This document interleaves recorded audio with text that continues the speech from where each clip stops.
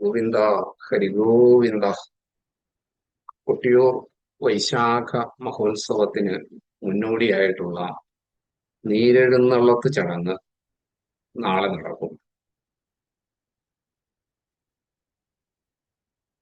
ഇടവമാസത്തിലെ മകം നാളിലാണ് നീരെഴുന്നള്ളത്ത് എന്ന ചടങ്ങ്. വിവിധങ്ങളായ ചടങ്ങ് നീരെഴുന്നള്ളത്ത് നാളിൽ നടക്കുമെങ്കിലും ഏറ്റവും പ്രാധാന്യം ഇക്കര കടക്കൽ എന്ന ചടങ്ങിനാണ്. 11 മാസക്കാലം, കഴിഞ്ഞ വർഷത്തെ വൈശാഖ മഹോത്സവത്തിന് ശേഷം 11 മാസക്കാലം മനുഷ്യപ്രവേശനമില്ലാതെ വിജനമായി നിലകൊള്ളുന്ന ഇക്കര കൊട്ടിയൂരിലേക്ക് ആദ്യമായി പ്രവേശനം ഔപചാരികമായി നിർവഹിക്കപ്പെടുന്നത് നീരെഴുന്നള്ളത്ത് നാളിലാണ്. എന്നാൽ ഈ പ്രവേശനം എല്ലാവർക്കുമില്ല. ഒറ്റപ്പിലാൻ പണിക്കർ മുന്നേ സഞ്ചരിക്കുകയും പടിഞ്ഞീറ്റ നമ്പൂതിരിയും അടിയന്തര യോഗവും അനുഗമിക്കുകയും ചെയ്യും. ഇങ്ങനെ അക്കരയ്ക്ക് കടക്കുന്നത് പൂവയിലയിൽ, കാട്ടുമഞ്ഞളിന്റെ ഇലയിൽ വാവലിപ്പുഴയിലെ ഒരു നിശ്ചിത സ്ഥാനത്ത് നിന്ന് ജലം ശേഖരിച്ചുകൊണ്ടാണ്. ഇതാണ് നീരെഴുന്നള്ളത്ത് എന്ന ചടങ്ങ്. ഇപ്രകാരം അക്കരെ കടന്നു കഴിഞ്ഞാൽ ഒറ്റപ്പിലാൻ മുന്നേ സഞ്ചരിക്കും. ആദ്യമായിട്ട് ആ ഭഗവത് സ്വയംഭൂ കാണുന്നത് മാതിരി അദ്ദേഹം ഇത് മറ്റുള്ളവർക്ക് കാട്ടിക്കൊടുക്കും. തുടർന്ന് അവിടെ നിശ്ചയിക്കപ്പെട്ട ചില ചടങ്ങുകൾ നിർവഹിച്ച് എല്ലാവരും ഭഗവത് സ്മരണയോട് കൂടിയിട്ട് ഇക്കരയ്ക്ക് മടങ്ങുകയും ചെയ്യും. വാവലിപ്പുഴയില് മുങ്ങി ആണ് അക്കരയ്ക്ക് കടക്കുന്നത്.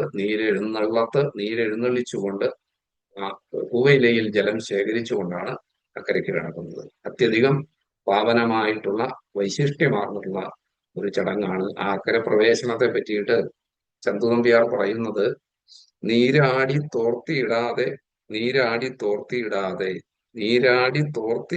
നീരെഴുന്നള്ളിച്ചാൻ പോൽ. ആ വാവലിപ്പുഴയില് മുങ്ങി നിവർന്ന് കരയ്ക്ക് ആദ്യമായിട്ട് പ്രവേശിക്കുന്നതിന്റെ ആ ഭവ്യത, ആ പാവനത വർണ്ണിച്ചുകൊണ്ടാണ് നീരെഴുന്നള്ളത്തിനെ കുറിച്ച് മാനന്തേരി മഠത്തിൽ ചന്തുനമ്പ്യാര് ദക്ഷിണകാശി മഹാത്മ്യത്തില് വർണ്ണിക്കുന്നത്. തുടർന്ന് ഇക്കരെ പുറക്കൂഴ നാളിലേതുപോലെ ആയില്യാർകാവിൽ പൂജ, അപ്പട നിവേദ്യം ഉൾപ്പെടെയുള്ള ചടങ്ങുകൾ നടക്കും.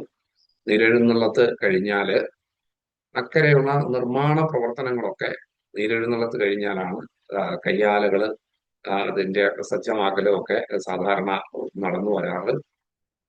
ഇതാണ് മുൻകാലങ്ങളിൽ നടന്നു വന്നിരുന്ന ഒരു രീതി. തുടർന്ന് ചോതി നാളില് നെയ്യാട്ടത്തിനാണ് പിന്നെ അക്കരയ്ക്ക് പ്രവേശനം. ചോതി നാളിലെ നെയ്യാട്ടത്തോടു കൂടിയാണ് ചോതി ദീപം തെളിയുക. അതിനുശേഷം പിറ്റേ ദിവസമാണ് രാത്രി വിശാഖം നാളില് ഭണ്ഡാരമെഴുന്നള്ളത്ത്. ഭണ്ഡാരമെഴുന്നള്ളത്ത് കഴിയുന്നതോടു കൂടിയാണ് ഉത്സവ കാര്യക്രമങ്ങളിലേക്ക് യഥാർത്ഥത്തിൽ പ്രവേശിക്കുക. അതിനെ തുടർന്നാണ് സ്ത്രീകൾ ഉൾപ്പെടെയുള്ള ഭക്തജനങ്ങൾക്ക്, തീർത്ഥാടകർക്ക് അക്കരെ ദർശനത്തിന് പ്രവേശിക്കാനും സാധിക്കുക. ഗോവിന്ദ ഹരിഗോവിന്ദ.